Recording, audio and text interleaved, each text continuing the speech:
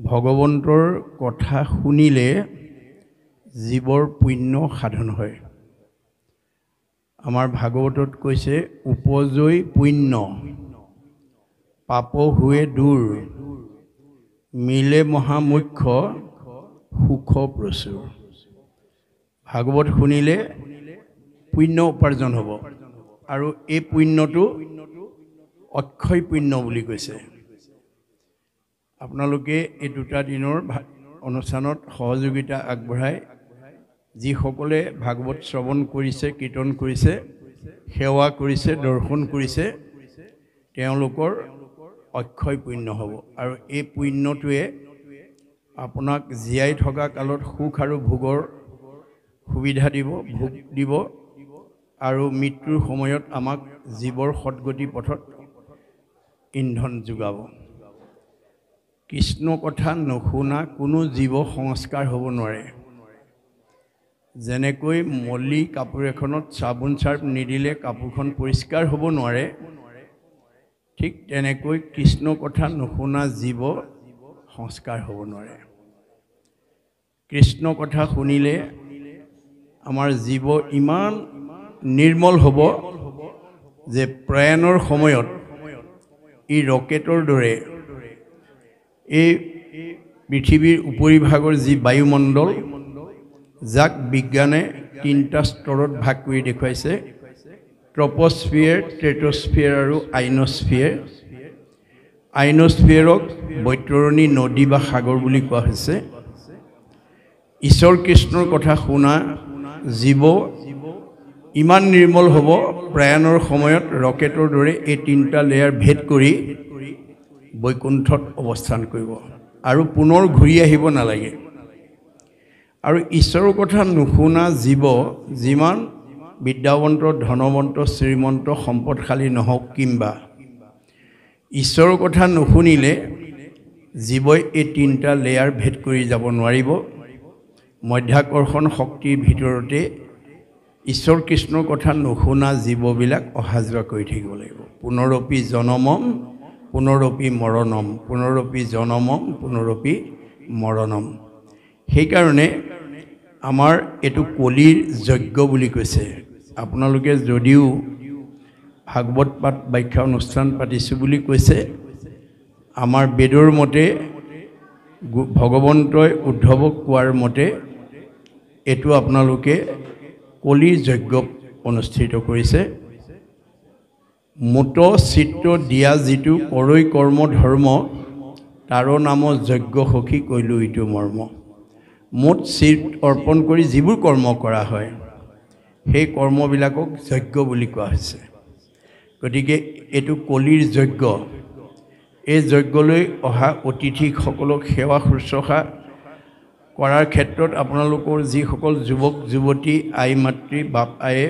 সহযোগিতা আগবঢ়াইছে,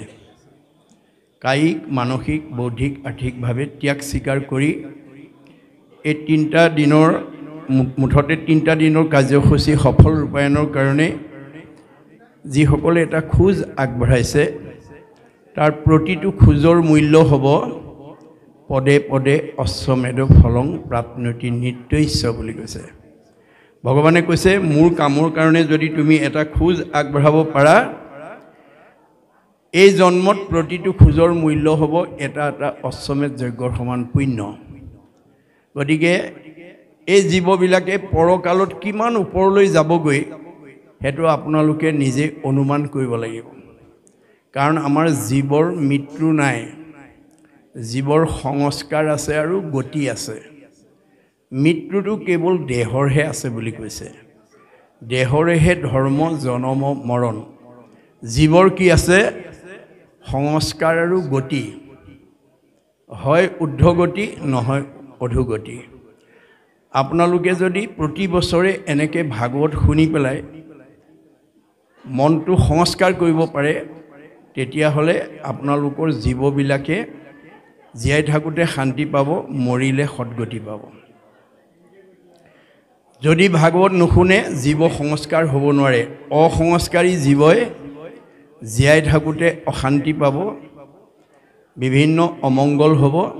আৰু মৰিলে অধোগতি যাব। সেইকাৰণে ভাগৱত শুনাৰ লাভালাভ সম্পৰ্কে ভাগৱততে উল্লেখ কৰা আছে। আকৌ শুনি বন্ধ্যা নাৰী পুত্ৰ হুৱে গুণৱন্ত, দুৰ্জনো সজন হুৱে দুখী ধনৱন্ত। ভাগৱত শুনিলে সতী সন্তান নোহোৱা মাতৃয়ে সুযোগ্য সন্তান পোৱাৰ যোগ্যতা লাভ কৰে বুলি কৈছে।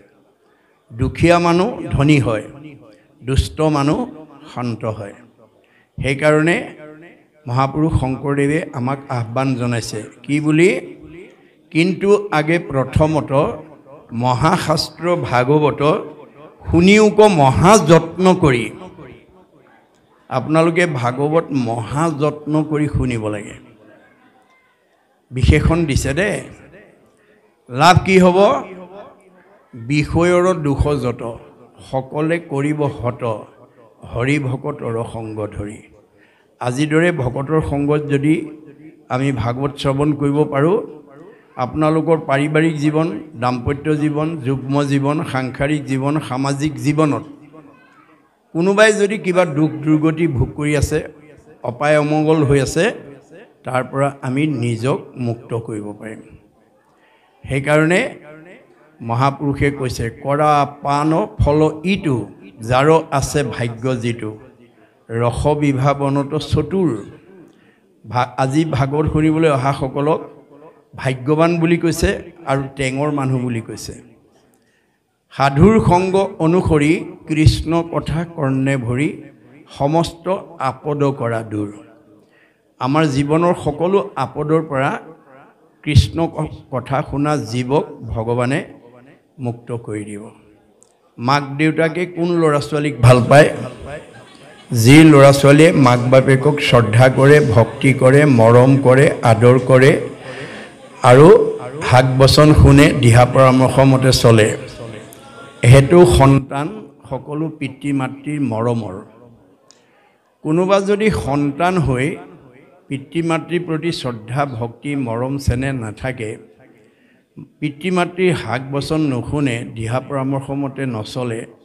তেতিয়া সেইটো সন্তান কোনো পিতৃ মাতৃ মৰমৰ হ'ব নোৱাৰে। এইটো যেনেকৈ বাস্তৱ সত্য, আমি সকলো ভগৱানৰ সন্তান বুলি কৈছে। তোমাৰে সেই অংশ আমি যত জীৱ জাত। আমি সকলো ভগৱন্তৰ সন্তান। আমি সন্তান হৈ পুৱা গধূলি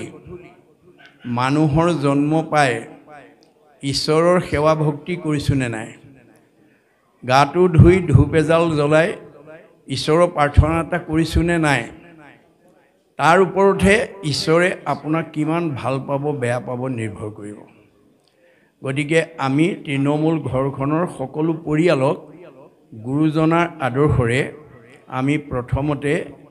বিষ্ণু যজ্ঞ কৰাৰ প্ৰতি আহ্বান জনাব। তাৰপিছতহে ভূত যজ্ঞলৈ আগবাঢ়িব। বিষ্ণু যজ্ঞ মানে আমি ৰাতিপুৱা গধূলি গা পা ধুই গুৰু সেৱা বা ঈশ্বৰ প্ৰাৰ্থনা কৰাৰ পিছত মনটো শুদ্ধ কৰি লোৱাৰ পিছতহে পঞ্চভূতৰ দেহটো ৰাখিবৰ কাৰণে খোৱা বোৱা কৰিব লাগে। আমাৰ বহুত মানুহে এই কথা নাজানি মুখখন ধুইয়েই বহুতে ভূত যজ্ঞত লাগি যায়। আৰু বহুতে মনৰ কবলত পৰি কয়, মোৰ এটা অভ্যাস আছে বুজিছানে, ৰাতিপুৱা শুই উঠি লাল চাহ একাপ নাখালে, চাহকাপৰ লগত শুকান ৰুটি এখন নাখালে, তামোল এখন নাখালে, চেদা পালি নাখালে, কিবা এমুঠি নাখালে, মোৰ বাকী কৰ্মবিলাকৰ কাৰণে মই আগবাঢ়িব নোৱাৰোঁ। এনেকুৱা অভ্যাস যদি কাৰোবাৰ আজি তাৰিখলৈকে আছে, আজিৰ পৰা এৰিব লাগিব দেই। আপোনাৰ সেই অভ্যাসটো কাৰ কবলত পৰি কৈছে? মনৰ কবলত পৰি কৈছে। আপুনি মনৰ দাস হৈছে। আমাৰ ভাগৱতে কৈছে, মনে পাপ কৰে যায় লাগয় জীৱত, সেইকাৰণে জীৱে দুখ ভুঞ্জে সংসাৰত। আজি আমাৰ সমাজত বহুত মানুহে ভাগৱতৰ দৰ্শন নজনাৰ কাৰণে মনৰ কবলত পৰি উঠি অহা বহুত প্ৰজন্মই নাখাবলগীয়া খাইছে, নকৰিবলগীয়া কাম কৰিছে, নাযাবলগীয়ালৈ গৈছে, যাৰ কাৰণে এই দেহত তেওঁ বিকাৰ ভুগিবলগীয়া হৈছে। কিমান? 84 নৰক। 84 নৰক আমাৰ ভাগৱতৰ মতে নৰক মানে দুখ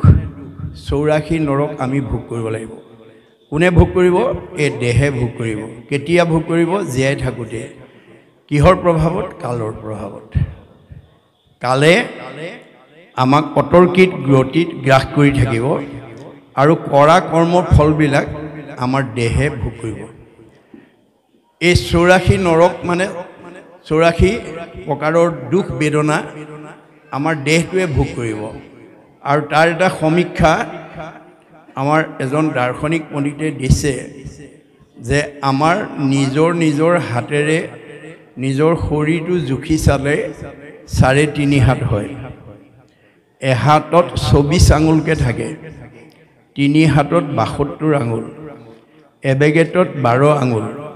72 12 84 আঙুল দেহত অৰ্থাৎ নখচন্দৰ পৰা কেশলৈকে অৰ্থাৎ নখ চুকুৰা হৈ নখ মৰা পৰা ধৰি চুলি খৰা উপনি উফি হোৱালৈকে আমাৰ বাকী দেহত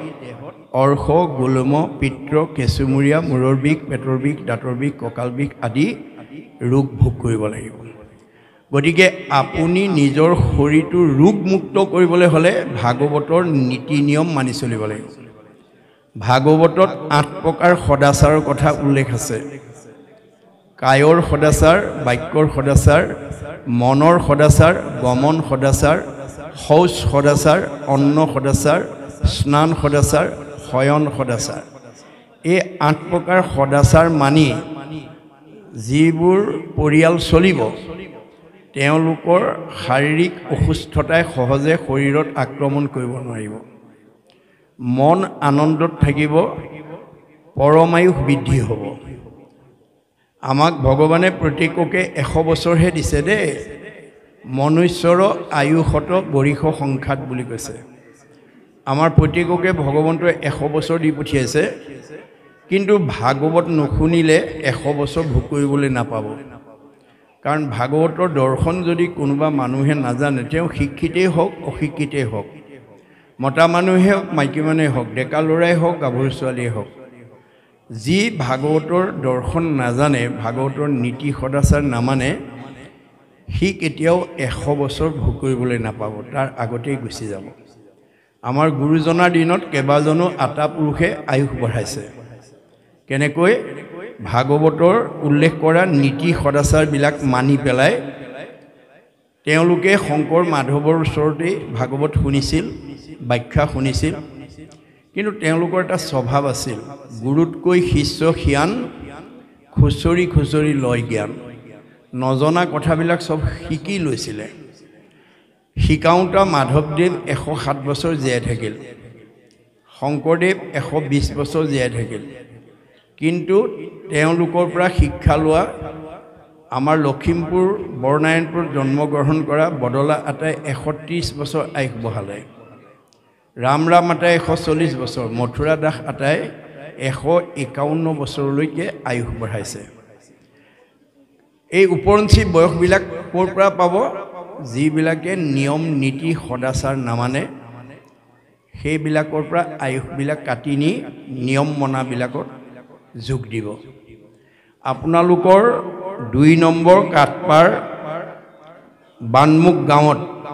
নিবাস কৰি থকা আমাৰ বাপ বৈষ্ণৱসকলৰ ভিতৰত আই বাপ যুৱক যুৱতী বা প্ৰমুখে সমস্ত গাঁওবাসীৰ ভিতৰত আটাইতকৈ বেছি বয়স পোৱা মতা মানুহ কোন আছে গাঁওখনৰ ভিতৰত আৰু আটাইতকৈ বেছি বয়স পোৱা মাইকী মানুহ কোন আছে এই কথাটো চালেই আপোনালোকে ভাগৱতৰ দৰ্শনটোৰ কথা মনলৈ আহিব আপোনালোকৰ 2 নং কাটপাৰ বানমুখ গাঁৱৰ সেইজন মতা মানুহেহে সবতকৈ বেছি আয়ুস পাব যিজনে ভাগৱতৰ নিয়ম নীতি সদাচাৰ মানি চলে আৰু ঈশ্বৰৰ প্ৰতি যাৰ ভক্তি থাকে মাইকী মানুহ সেইগৰাকীৰে আয়ুস বেছি হ'ব যিগৰাকী নীতি সদাচাৰী আৰু ঈশ্বৰ ভক্তিপৰায়ণ হ'ব এই সমস্ত মানৱ জীৱনৰ প্ৰয়োজনীয় দিশখিনি ভাগৱতৰ মাজেদি শুকদেৱে পৰীক্ষিতৰ আগত কৈ আছে পৰীক্ষিত বৈষ্ণৱ হৈও অভিশপ্ত হ'ল কাৰণ তেওঁ বৈষ্ণৱ গুণৰ প্ৰতিভাটো প্ৰয়োগ কৰিব নাজানিলে আপোনালোকৰ গাঁৱৰ ধনী মানুহ বিদ্যাৱন্ত মানুহ বুদ্ধিমন্ত মানুহ জ্ঞানী মানুহজনো অভিশপ্ত হ'ব যদি ভগৱন্তই দিয়া প্ৰতিভাটো প্ৰয়োগ কৰিব নাজানে ধনী মানুহ হৈ যদি দুখীয়া মানুহক মনত দুখ পোৱাকৈ কথা কয় তাচ্ছিল্য কৰে গাঁওখনৰ ভিতৰত বেছি শিক্ষিত হৈ পেলাই যদি অশিক্ষিতজনক তাচ্ছিল্য কৰে উপহাস কৰে জ্ঞানী হৈ যদি ভুল জ্ঞান প্ৰদান কৰে আপোনালোক বা আমি সকলোৱে পৰীক্ষিত আৰু ব্যাসৰ দৰে অভিশপ্ত হ'ব লাগিব মনত ৰাখিব কথাটো আমি ভাগৱত শুনি ভগৱন্তই দিয়া প্ৰতিভাটো যাতে ভগৱানৰ কামত ব্যৱহাৰ কৰিবৰ কাৰণে আমি সতৰ্ক হ'ব লাগিব ভগৱানে কৈছে মই তোমাক 2 নম্বৰ কাটপাৰ গাঁৱৰ ভিতৰত আটাইতকৈ ধনী মানুহ কৰি দিছোঁ দেই তোমাক বিদ্যাৱন্ত কৰি পঠিয়াইছোঁ তোমাক ধনৱন্ত কৰি পঠিয়াইছোঁ তোমাক জ্ঞানী কৰি পঠিয়াইছোঁ তোমাক বুদ্ধিমন্ত কৰি পঠিয়াইছোঁ এই প্ৰতিভাটো মোৰ কামত ব্যৱহাৰ কৰিবলৈ শিকিবা মই মানে তৃণমূল এটা আত্মা মই মানে পৰিয়াল মই মানে সমাজ মই মানে অনুষ্ঠান মই মানে প্ৰতিষ্ঠান মই মানে দল মই মানে সংগঠন মই মানে জড়জগত মই মানে জীৱ জগত মই মানে নিখিল জগত অহমেবাস্য মে অগ্ৰে ন অন্যত সৎ অসৎ পৰম প্ৰচ্ছাদ অহম যো এইতৈশ্য যো অৱশিষ্টতে শিষ্যই হম ভগৱানে কৈছে আদিত মই মধ্যত মই শেষত ময়েই থাকিম তুমি দেখা চকুৰে দেখা জগতখন মিছা কাণেৰে শুনাবিলাক মিছা আজি আছে কাইলৈ নাই জগত মিথ্যা ব্ৰহ্ম সত্য ব্ৰহ্মহে সঁচা জীৱ ব্ৰহ্ম এব কেৱলম আপোনালোকে ভাগৱত শুনি তৃণমূল এটা আত্মাৰ পৰা পৰিয়াল সমাজ অনুষ্ঠান প্ৰতিষ্ঠান দল সংগঠনক আপোনালোকে আগবঢ়াই নিয়াত নিজৰ প্ৰতিভাটো প্ৰয়োগ কৰিব তেতিয়া ভগৱানে আপোনাক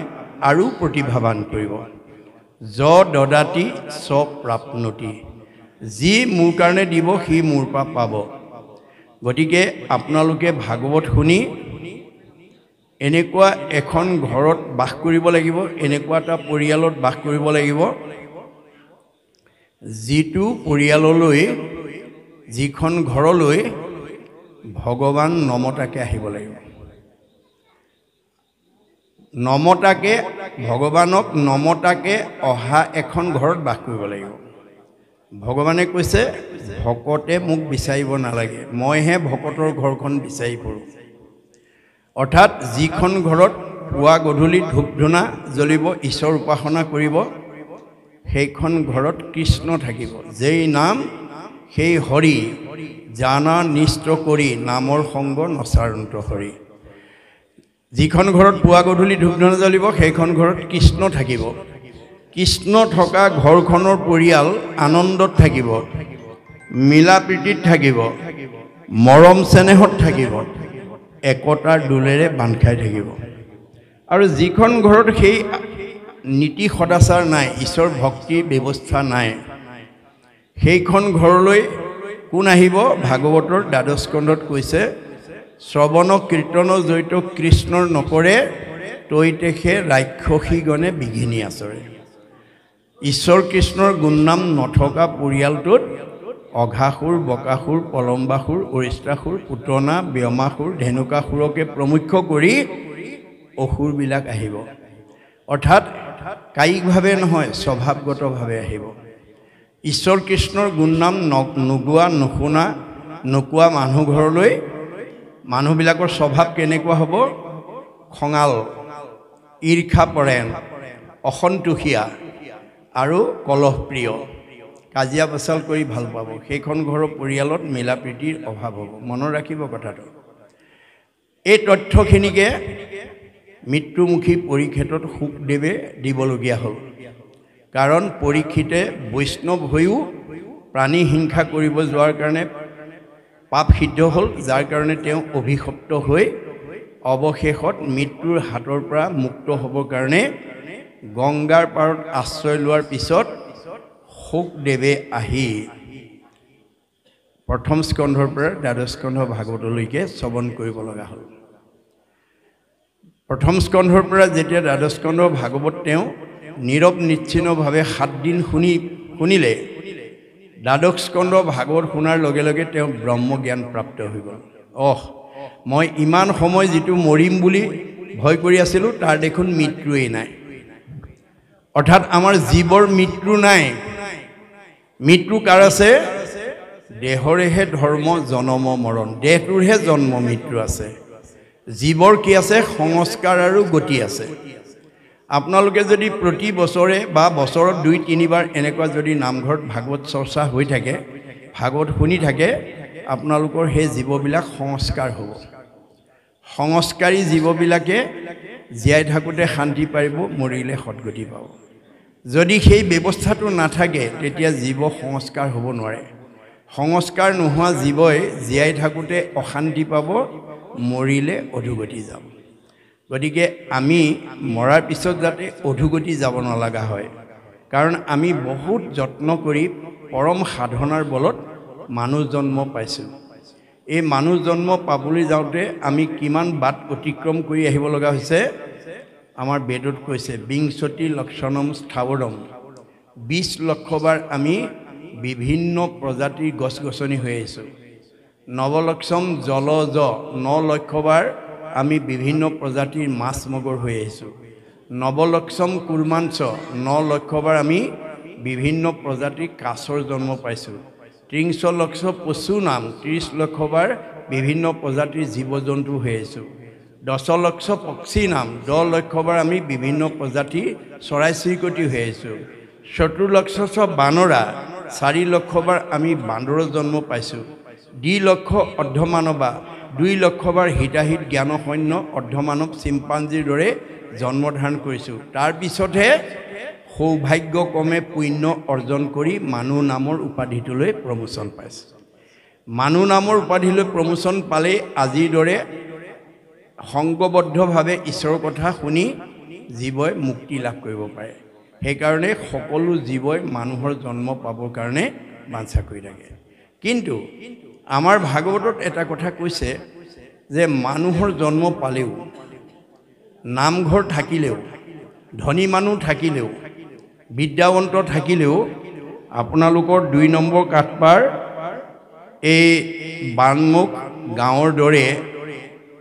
যুগ সাপেক্ষ এনেকুৱা পবিত্ৰ কাম ভাগৱত চৰ্চা সব গাঁৱৰ মানুহে কৰিব নোৱাৰিবও পাৰে শতকোটি জন্মান্তৰে হুৱে মহাভাগ নৰশৰী ৰক জীৱে তেবে পাৱে লাগ তাত যেবে মূৰ দায়া ভৈল জাক প্ৰতি সেহিহে কৰিব পাৰে আমাতো ভকতি আপোনালোকৰ 2 নম্বৰ কাঠপাৰ গাঁৱৰ ওপৰত ভগৱানৰ কৃপা পৰিছে কাৰণেহে আপোনালোকে 2-দিনীয়া 3-দিনীয়া কাৰ্যসূচীৰে ভাগৱত চৰ্চা অনুষ্ঠান কৰিব পাৰিছে আপোনালোকতকৈ বহুত ধনী গাঁও বহুত বিদ্যাৱন্ত বহুত আগবঢ়া গাঁও থাকিব পাৰে কিন্তু ভগৱন্তৰ কৃপা নপৰিলে এনেকুৱা পবিত্ৰ কাম কৰি জীৱক উদ্ধাৰ কৰা জগত প্ৰদূষণ মুক্ত কৰা মংগলময় কাৰ্যসূচী ল'ব নোৱাৰিবও পাৰে গতিকে আপোনালোকে ভাবিব লাগিব ভাবেন লভতে সৰ্বম ভাবিব পাৰিলে সকলো কাম ভগৱানৰ পৰা আদায় কৰিব পাৰিব ভাবেন দেৱদৰ্শনম ভাবিব পাৰিলে দেৱতা দৰ্শন কৰিব পাৰিব ভাবেন লভতে পৰম জ্ঞানম ভাবিব পাৰিলে পৰম জ্ঞানৰ অধিকাৰী হ'ব পাৰিব তস্মাৎ ভাৱ অৱলম্বনম ভাল কাম কৰিবলৈ ভাবিব লাগিব দেই নাভাবিলে ধন টকা পইচা বিদ্যা থাকিলেও বহুত মানুহে ভাল কাম কৰিব নোৱাৰিবও পাৰে যদি নাভাবে গতিকে আপোনালোকৰ গাঁৱে অনাগত দিনতো ভাবক যে আমি সাধ্য অনুসৰি 2-দিনীয়া 3-দিনীয়া কাৰ্যসূচীৰে প্ৰতি বছৰে এনেধৰণৰ অনুষ্ঠান পাতি যাম আৰু এই অনুষ্ঠান পূৰ্ণাংগ কৰাৰ ক্ষেত্ৰত যিসকল যুৱক যুৱতী বাপ আয়ে কায়িক মানসিক বৌদ্ধিক আৰ্থিকভাৱে ত্যাগ স্বীকাৰ কৰি এটা খোজ আগবঢ়াইছে তেওঁলোকৰ প্ৰতিটো খোজৰ মূল্য এটা এটা অশ্বমেধ যজ্ঞৰ সমান পুণ্য হ'ব আৰু তেওঁলোক মৰিও অমৰ হৈ থাকিব এইখন গাঁৱত মৰিও অমৰ হৈ থকা জীৱ থাকিব এই কথা একাদশ স্কন্ধ ভাগৱতত দেখুৱাই থৈ গৈছে কৃষ্ণ বৈকুণ্ঠ পৰায়ণ হোৱাৰ লগে লগে গোটেই দ্বাৰকা নগৰখন সাগৰত ডুব গ'ল কিন্তু ৰুক্মিণী মন্দিৰটো আজি কুপতি সাগৰৰ মাজত জিলিকি আছে আৰু সেই মন্দিৰটো চাই অহা ভকতো আমি লগ পাইছোঁ কিন্তু আমাৰ ভাগৱতৰ দৰ্শন গুৰুজনাৰ দৰ্শন যে এতিয়া আমি সাগৰৰ মাজৰ ৰুক্মিণী মন্দিৰ বিচাৰি ফুৰিলে নহ'ব ২ নং কাঠপাৰ গাঁৱত জন্মগ্ৰহণ কৰি গাঁওখনৰ কাৰণে সমাজখনৰ কাৰণে অনুষ্ঠানৰ কাৰণে প্ৰতিষ্ঠানৰ কাৰণে উঠি অহা প্ৰজন্মৰ কাৰণে আপোনালোকে কি ভাল কাম কৰি থৈ গ'ল সেই ভাল কামৰ আদৰ্শই হ'ব ৰুক্মিণী মন্দিৰ এই দেহ দ্বাৰকা কাল হৈছে সাগৰ এদিন কাল সাগৰত আমাৰ এই ২ নম্বৰ কাঠপাৰা বানগাঁৱত বাস কৰা বানমুখত বাস কৰা বহু মানুহ আমাৰ মাজৰ পৰা গুচি যাব কালে লৈ যাব কিন্তু তেওঁলোক মৰিও অমৰ হ'ব যদি আজিৰ দৰে পবিত্ৰ কৰ্মত যদি আপোনালোকে আত্মনিয়োগ কৰি গাঁওখনক আগবঢ়াই নিয়াৰ ক্ষেত্ৰত সমাজখনক আগবঢ়াই নিয়াৰ ক্ষেত্ৰত উঠি অহা প্ৰজন্মক আধ্যাত্মিক আৰু নৈতিক জ্ঞানেৰে পুষ্ট কৰাৰ ক্ষেত্ৰত যদি অৰিহণা যোগায় আজি শংকৰ মাধৱ আমাৰ মাজত কায়িকভাৱে নাই মহাত্মা গান্ধী প্ৰমুখ্যে মহান ব্যক্তিসকল নাই কিন্তু তেওঁলোকে জগতৰ কাৰণে সমাজৰ কাৰণে দহৰ কাৰণে যি অমূল্য অৱদান দি থৈ গ'ল সেইখিনিয়ে আজি তেওঁলোকক জীয়াই ৰাখিছে গতিকে আপোনালোকৰ গাঁৱৰ সকলো বাপ আয়ে এই আদৰ্শৰে যাতে অনাগত দিনত আগবাঢ়ি যায় তাৰ বাবে মই সকলোকে আহ্বান জনালোঁ